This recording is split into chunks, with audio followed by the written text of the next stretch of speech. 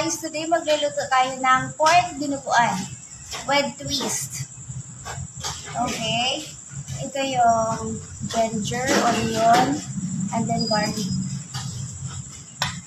Tapos gagamit din tayo ng salt, black pepper, at saka laurel.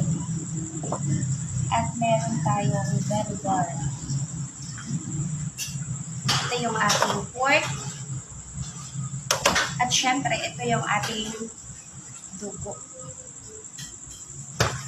At ang twist natin dito is, lalagyan natin siya ng gata, coco milk. At may isa pang twist, lalagyan natin siya ng tomato sauce. Okay, let's do this.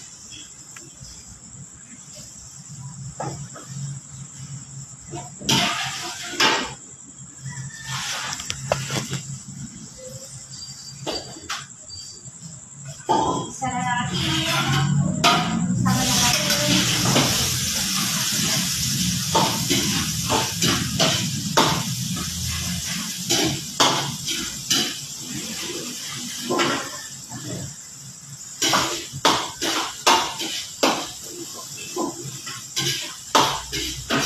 Kailangan natin na mag-translucent ang ating mga garlic.